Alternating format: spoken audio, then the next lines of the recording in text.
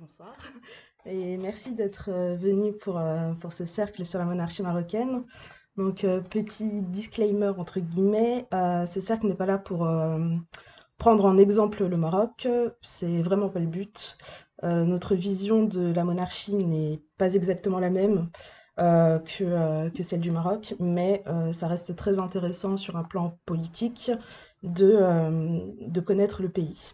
Donc, je vais vous présenter un panorama historique, politique, économique et social du pays et on va un peu parler de l'actualité. N'hésitez pas à poser vos questions donc, dans le canal dédié ou même de me couper en fait en vocal si jamais il y a des approximations, que vous voulez rajouter des choses, etc. Mais pour les questions, on va les garder pour la fin. Donc, le Maroc, c'est l'un des rares pays du Maghreb et plus généralement du monde arabe à connaître une relative stabilité.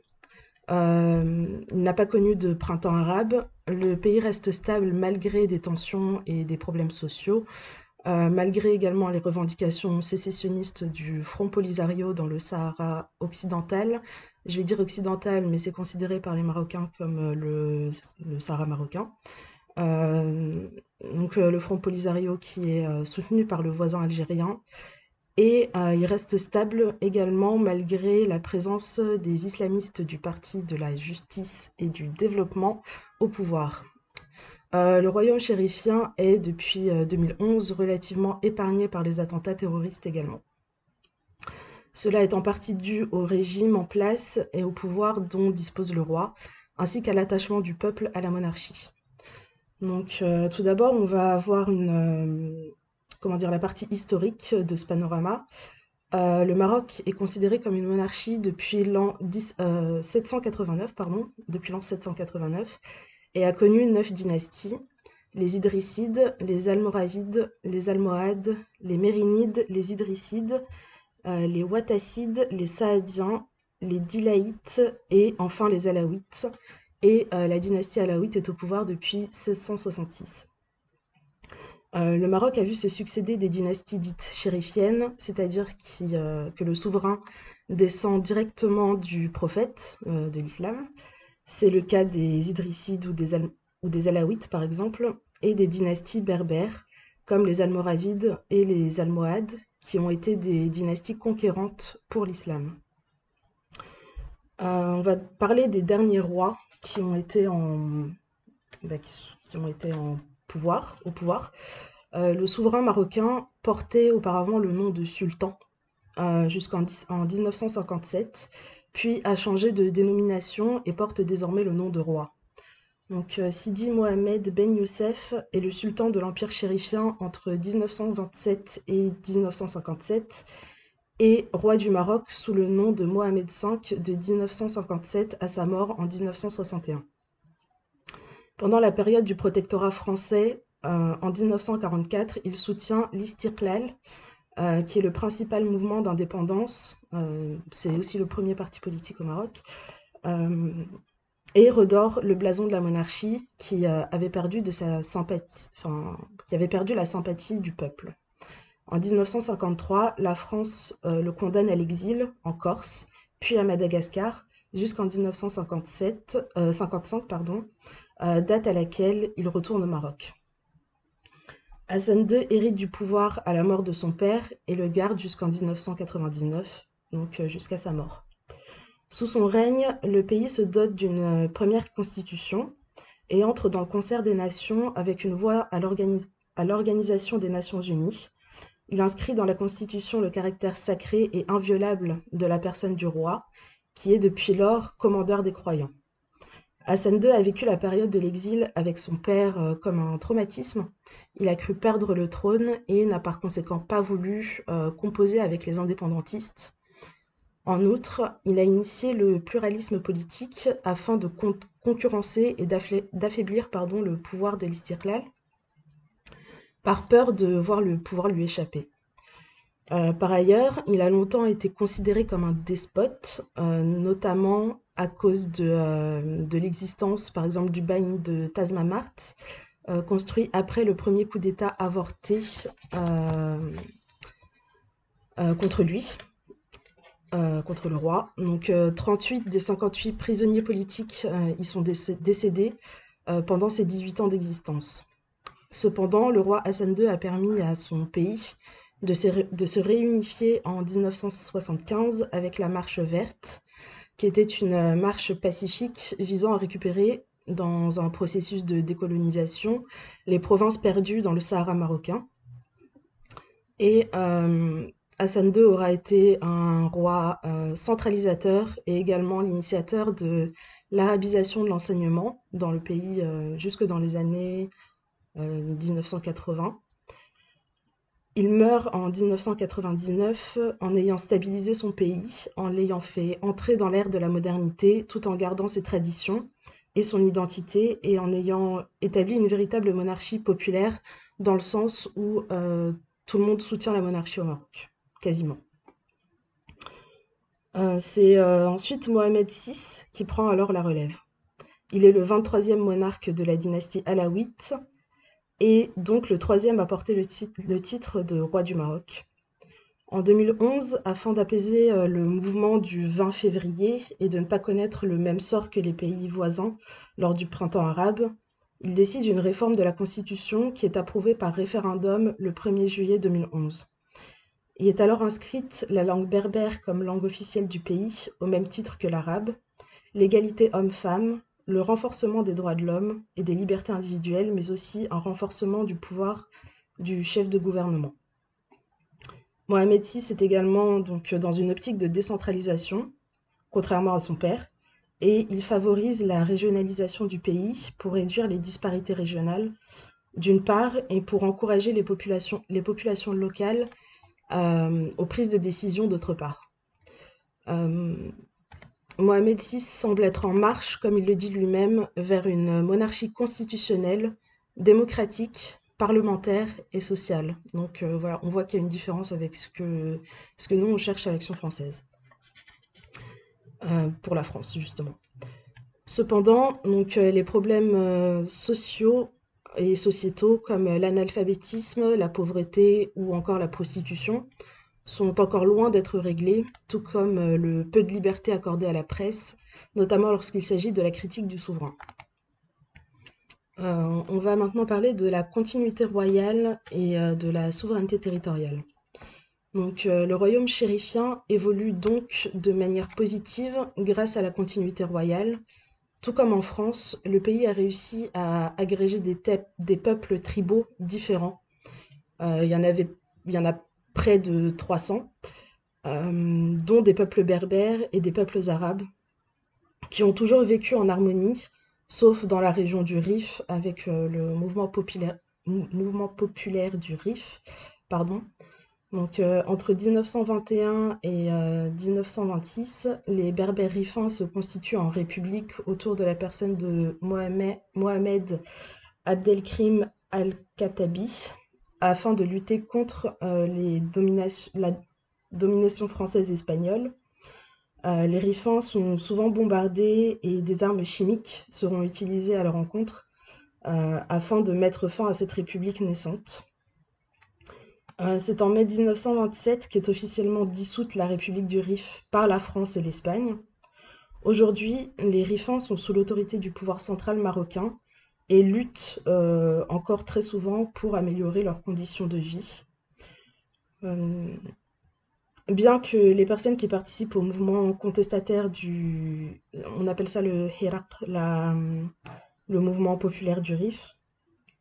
Donc ces personnes continuent à lutter pour avoir des conditions de vie bien meilleures, etc. Mais ils ne sont plus considérés comme des séparatistes. Leurs revendications sont sociales, donc l'amélioration des routes, la construction d'hôpitaux, d'universités, la lutte contre les abus des forces de l'ordre, etc. Et en ce qui concerne, par exemple, également la question du Sahara marocain, le géopolitologue Charles Saint-Pro explique qu'il n'y a jamais eu de nation ni de peuple sahraoui. Les tribus vivant au Sahara sont des descendants de Marocains venant du nord du fleuve Darha.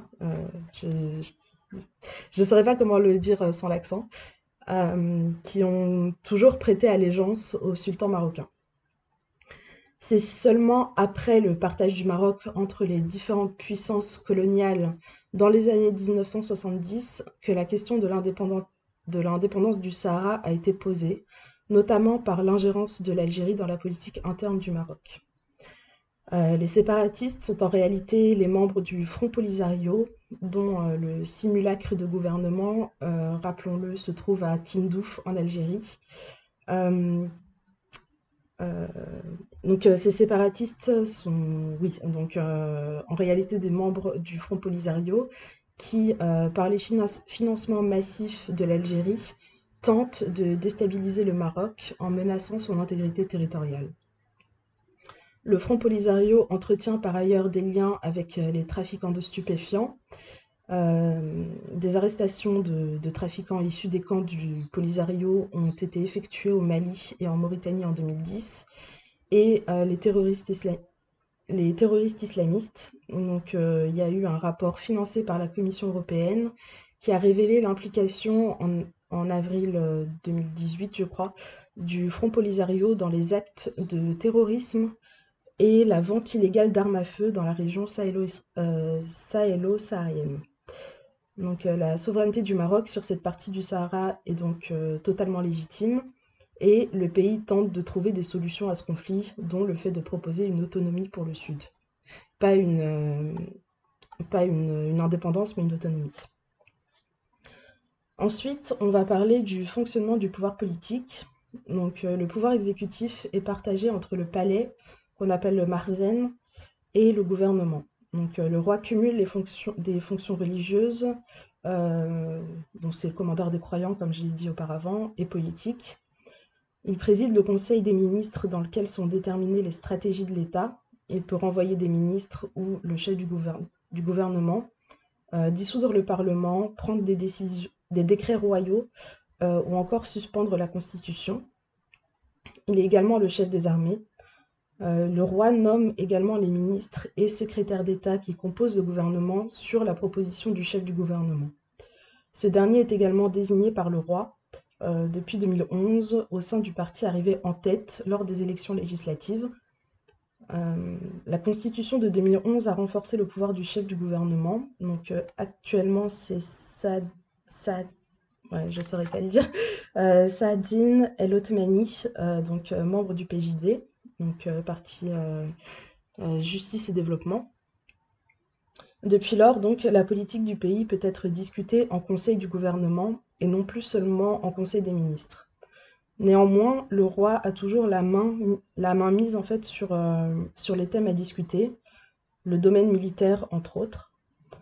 Le chef du gouvernement exerce le pouvoir réglementaire et peut déléguer certains de ses pouvoirs aux ministres. Il peut aussi présider le Conseil des ministres si le roi le lui demande, sous réserve d'un strict respect d'un ordre du jour établi. Cela participe d'un renforcement des partis et d'une décentralisation des pouvoirs, bien que l'essentiel du pouvoir soit encore entre les mains du roi. Donc en effet, le Marzen, c'est un terme intraduisible en français, mais c'est le palais, c'est l'autorité étatique du palais. Un pouvoir fort lui est accordé au Maroc. Il représente les intérêts du pays, la protection des droits, la modulation des influences et la régulation des conflits. Il est particulièrement lié à la monarchie, qui est une institution enracinée historiquement et à laquelle le peuple est particulièrement attaché. Cela fait d'ailleurs du Maroc l'une des seules nations du continent africain et du monde arabe de manière générale. Le Marzen est également un outil de médiation, car celui-ci est constamment à la recherche de consensus, participant également à la stratégie déployée par l'État dans l'encadrement interne de la société ou dans sa mobilisation pour les objectifs d'intérêt national, tels que la défense ou la restauration de l'intégrité territoriale. Comme le pouvoir du Marzen est endogène, donc sans rejet néanmoins de toutes les influences extérieures et de la modernité, il permet au pays de garder son identité propre, ses traditions et sa forte culture. Ensuite, le pouvoir législatif est détenu par le Parlement, qui est constitué de 2 chambres, la Chambre des représentants, avec 395 membres élus pour 5 ans au suffrage universel direct à la proportionnelle, et la Chambre des conseillers. La Chambre des représentants peut dissoudre le gouvernement par motion de censure, et le Parlement vote le budget, propose des lois, pose des questions aux ministres. Il y a également le pouvoir judiciaire qui est indépendant du pouvoir exécutif et du pouvoir législatif, et la loi sanctionne toute personne essayant d'influencer un juge de quelque manière que ce soit. Alors maintenant, on va parler du développement de l'axe social au Maroc. Pour Mohamed VI, le dialogue et le développement du social sont des axes stratégiques. Le 29 juillet dernier, donc quand j'ai écrit, c'était en 2018, il me semble, dans une allocution télévisée, il a annoncé donc qu'il avait le sentiment que quelque chose continue à nous faire défaut en matière sociale et qu'il souhaitait que les mesures d'urgence soient prises dans ce domaine.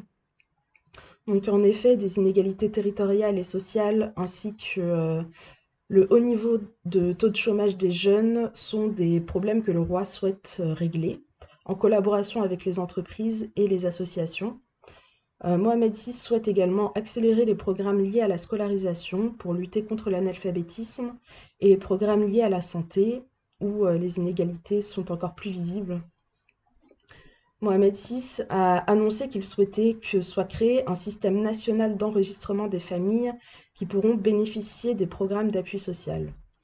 Donc, cette volonté de développer l'axe social au Maroc, c'est par exemple illustré par 4 programmes sociaux financés par l'Agence de développement social à hauteur d'environ 7 millions de dirhams. Ces programmes visent à permettre l'insertion sociale par des initiatives économiques afin de créer des bassins d'emploi, d'améliorer le pouvoir d'achat des Marocains et de baisser les inégalités sociales. Cela passe également par la promotion des filières locales de production, donc au profit des petits producteurs, ou encore par la création de plateformes de financement des petites entreprises. Maintenant, on va parler du Maroc et de la laïcité. Donc, le statut de commandeur des croyants du roi empêche une certaine forme de laïcité au Maroc, donc on ne peut pas vraiment séparer la religion et l'État. Hassan II disait à ce propos qu'à partir du moment où l'on est musulman, on ne peut pas être laïque. Au Maroc, la religion est au service de l'État et du politique, et il serait absurde d'importer un modèle laïque occidental dans un pays dont ce n'est pas l'identité. L'État marocain garantit une relative liberté religieuse, puisqu'elle relève de la sphère privée. Des débats sur la laïcité ont été lancés ces dernières années, mais il s'agissait en réalité de faux débats. Donc le roi, en tant que commandeur des croyants, a une influence sur toute l'Afrique musulmane, et notamment malikite. Il exerce son influence dans l'encadrement de la formation religieuse dans les pays comme le Mali, le Niger, la Côte d'Ivoire ou encore le Cameroun. Et la religion devient un instrument de diplomatie marocaine. De même, la ville de Fès, première capitale du Maroc, devient dès sa fondation la ville musulmane par excellence, dont les rayonnements spirituels, intellectuels et culturels sont incontestables. C'est une ville millénaire fondée en 789. Elle compte de nombreuses mosquées, des jardins historiques, des murailles et remparts, des synagogues, etc. Donc musulmans, juifs, andalous, toutes les populations ayant habité dans cette ville l'ont façonnée et y ont laissé leur empreinte culturelle. En outre, donc, la bibliothèque de la mosquée Qarawiyyin possède des manuscrits rares de savants comme Ibn Rushd, donc, qui est Averroès. La religion prend donc une importance primordiale au sein du royaume chérifien, et s'il n'y a effectivement pas de laïcité au Maroc, le roi, le gouvernement et les renseignements généraux marocains luttent contre le terrorisme. Le royaume prône un islam du juste milieu. En 2017, donc, le Maroc a interdit la production, par exemple, la vente et le port de la burqa sur son territoire. Donc, malgré le fait que ce soit un pays musulman, la majorité des personnes pratiquent, il faut un juste milieu et ne pas tomber dans l'excès. Alors maintenant, on va parler des relations franco-marocaines. Donc, le Maroc travaille également en étroite relation avec la France dans le domaine de la sécurité, de la lutte contre le terrorisme ou encore avec l'Espagne dans la lutte contre les migrations clandestines. Le Royaume a un rôle indispensable en ce qui concerne la sécurité, entre autres dans la zone du Sahara marocain occidental, et en empêchant donc le développement de cellules terroristes sur son territoire. Depuis 2015, 57 cellules terroristes y ont été démantelées, ou un peu plus, je n'ai pas les chiffres à l'heure actuelle. Néanmoins, la menace islamiste a récemment porté un coup au pays avec, on se souvient tous, le meurtre barbare de deux touristes scandinaves fin 2018. Les personnes qui ont perpétré ces actes ont été condamnées à la peine de mort. Bon, la peine de mort n'est plus exécutée depuis 1993, je crois, mais en tout cas, ils sont en prison à vie. Les relations entre la France et le Maroc sont également amicales et reposent surtout sur le commerce et le tourisme. Donc, pardon, les Français représentent un tiers des visites au Maroc en 2017, ce qui est probablement dû au fait que le Maroc est aujourd'hui considéré comme l'un des pays du Maghreb et du monde arabe les plus sûrs. Donc, le magazine britannique Which Travel l'a classé à la 8e place des pays les plus sûrs où voyager. Et cela est d'autant plus vrai sur le continent africain. La France est le premier partenaire commercial du Maroc, son principal créancier et investisseur. Le premier TGV d'Afrique a été inauguré au Maroc en novembre 2018 et a été financé à 50% par la France. La France a un grand intérêt pour ce royaume, puisque en fait, le Maroc souhaite développer son leadership sur le plan économique et politique en Afrique. En ce qui concerne le domaine économique, le Maroc dispose de différentes stratégies de développement. Donc, Maroc Export Plus, le Pacte national pour l'émergence industrielle, le plan Maroc vert, Vision 2020 pour le tourisme, etc.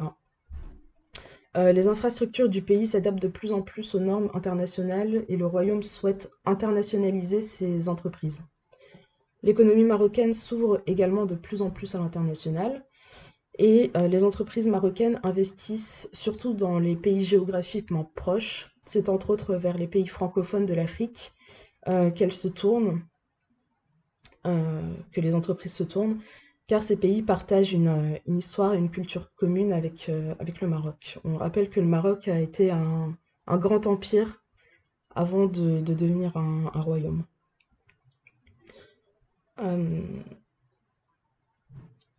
Donc cela concerne quasiment tous les domaines de l'économie marocaine, les télécommunications avec l'entreprise Maroc Télécom, le BTP, l'énergie, l'industrie, le secteur pharmaceutique et les assurances ou encore le secteur bancaire avec pas mal d'entreprises, pas mal de banques en fait. On a Tijari Wafa Bank, BMCE ou le BCP. Le roi Mohamed VI renforce la coopération également économique et politique en Afrique en effectuant de multiples visites dans ces pays, en signant de nombreux accords et des conventions binationales. Le royaume chérifien a par ailleurs candidaté à l'entrée de la CEDEAO, la Communauté économique des États de l'Afrique de l'Ouest, qui permet en fait de coordonner les actions des pays d'Afrique de l'Ouest et de promouvoir la coopération économique et monétaire dans cette zone géographique. Maintenant, je vais parler de deux points d'actualité. Ce sera la gestion de la crise du Covid et les tensions avec l'Algérie. Donc, je vais parler tout d'abord de la gestion du Covid. Il y a un article de Science et Avenir qui s'appelle Le Maroc, un exemple pour sa gestion du Covid, qui est paru le 19 juin 2020, qui parle de la gestion du Covid, justement. Dans cet article, on apprend que le Maroc avait ses propres kits de test, des respirateurs adaptés pour un usage à domicile, qu'ils ont fait des campagnes d'information en arabe, en berbère, mais également en français, pour sensibiliser les personnes à cette question et aux gestes barrières, le fait de porter son masque, etc. Mais il y a aussi eu au Maroc un état d'urgence sanitaire assez musclé sous la surveillance des forces de l'ordre, avec un confinement très strict où on pouvait sortir évidemment avec une attestation et le port du masque. Les mesures ont été prises de manière très précoce par rapport à l'Europe parce que l'offre hospitalière, évidemment, est moins dense et les places en réanimation étaient insuffisantes. Donc les spots de publicité ont été réalisés par des professionnels de la santé et non pas par des politiques. Et par ailleurs, l'arrêt du tourisme, ça a permis en fait d'utiliser les hôtels et de les transformer en lieux de quarantaine ou de logement pour les personnels de santé. Ils ont également réquisitionné les hôpitaux privés pour soigner les malades comme s'ils étaient dans un hôpital public. Et la plupart des cas graves et des décès sont survenus pendant le premier mois de l'épidémie, donc entre mi-mars et mi-avril. Euh, Par rapport à la question des masques, il y a eu une conversion d'une trentaine d'entreprises du textile pour faire des masques face à la pénurie mondiale de masques, justement. Donc il y avait à peu près 10 millions de masques par jour qui ont été faits pour, je rappelle, une population de 37 millions d'habitants. Il y a également eu la mise à contribution des prisonniers qui réalisaient près de 20 000 pièces par jour. Et pour les chiffres, on a début juin, non, pardon, on a à peu près 50 000 cas détectés aujourd'hui, 4, non, 500 000, pardon, 400 000 guérisons et un peu plus de 8 000 décès, avec un gros pic en novembre. En ce qui concerne la vaccination, on a un article de RTL qui dit que le pays s'est imposé dans le top 10 mondial avec 4,5 millions de vaccinés, donc 11,5% de la population qui a reçu au moins une dose du vaccin. En Europe, dans l'Union européenne, pardon, seules la Hongrie et la Finlande devancent le Maroc. Euh, En fait, ça a été permis par des accords premièrement avec la Chine pour l'envoi de 40,5 millions de doses de leur vaccin. Ensuite, avec AstraZeneca qui a envoyé 25,5 millions de doses. Et aujourd'hui, il y a des négociations avec la Russie pour 1 million de doses de Sputnik 5. Donc, il y a également 3000 centres de vaccination qui ont été installés, contre 1300 en France, et dont 50% en milieu rural.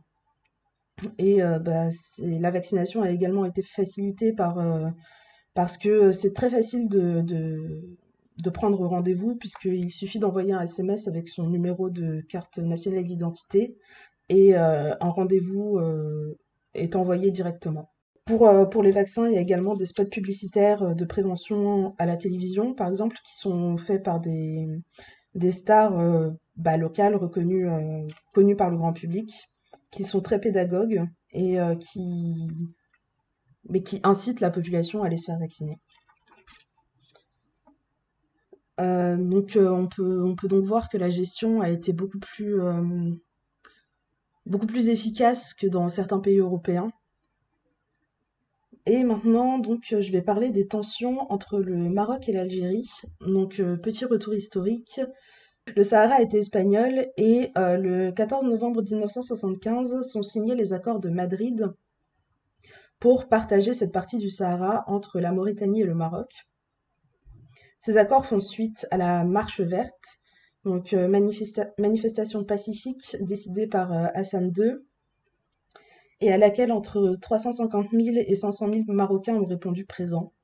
Ils ont juste en fait marché et pénétré dans le Sahara pour faire pression sur les autorités espagnoles pour mettre fin à l'occupation. En 1973 est né donc le Front Polisario dans le Sahara qui luttait également pour la fin de l'occupation. Et depuis 1976, ce mouvement politique est opposé au Maroc sur la question du Sahara. En d'autres termes, ils veulent faire sécession du Maroc et devenir un État indépendant. C'est là qu'intervient l'Algérie, qui soutient le Front Polisario contre le Maroc, en partie pour avoir par la suite accès à des ressources comme les nitrates qu'il y a beaucoup dans le Sahara, ou tout simplement avoir une porte sur l'océan. Euh, Sous le mandat de Trump, les USA ont reconnu le Sahara marocain contre la normalisation des relations avec Israël. Et depuis, les tensions se sont exacerbées entre le Maroc et l'Algérie depuis qu'il y a eu cette normalisation des relations diplomatiques et économiques, sans pour autant que troquer la cause palestinienne contre cette normalisation, mais ça c'est un tout autre sujet. Donc depuis, oui, le magazine Jeune Afrique se demande si une guerre ne va pas éclater entre les deux pays, parce que il y a plusieurs pays africains qui ont ouvert leur consulat dans le Sahara marocain. Euh, Ça prouve en fait que même l'influence algérienne sur l'Union africaine devient moindre. Et en fait, ces tensions se soldent par exemple par la fermeture, c'est très récent, ça a une semaine, la fermeture du territoire algérien à des producteurs marocains de dattes. En fait, il y a une partie du Maroc et de l'Algérie où il y a deux villages, donc, qui s'appellent Figuig au Maroc et Arja en Algérie. Et en fait, des petits producteurs de figues allaient également en Algérie pour faire leur travail, en fait, et c'était toléré, même, malgré le fait que ce soit un territoire algérien. Et en fait, l'oasis El Arja a été prise d'assaut par les soldats algériens qui ont demandé à ces agriculteurs marocains de quitter le territoire euh, afin de réaffirmer en fait la souveraineté algérienne sur ce territoire. Donc il n'y a pas eu énormément comment dire, il n'y a pas eu de manifestations, etc. Mais ça prouve que les tensions sont encore très fortes. Euh, donc, à mon avis, les deux pays ne vont pas se faire la guerre parce que je pense que c'est ni souhaitable ni pour l'un ni pour l'autre. Mais il y a toujours des tensions entre ces deux pays. Pour conclure, politiquement, le Maroc reprend du pouvoir sur le continent africain. Après avoir quitté l'organisation de l'unité africaine à la suite de sa reconnaissance de la République arabe sahraoui démocratique en 1984, il devient en 2017 le 55e membre de l'Union africaine créée en 2002, malgré les réticences de l'Afrique du Sud et de l'Algérie.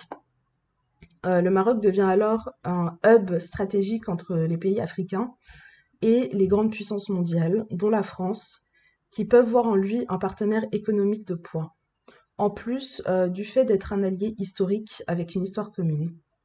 Le Maroc est aujourd'hui un pays qui a encore de nombreux défis à relever, notamment dans la sphère sociale, mais il semble être en meilleure voie que ses voisins maghrébins, notamment l'Algérie, dont la stabilité ne tient qu'à un fil.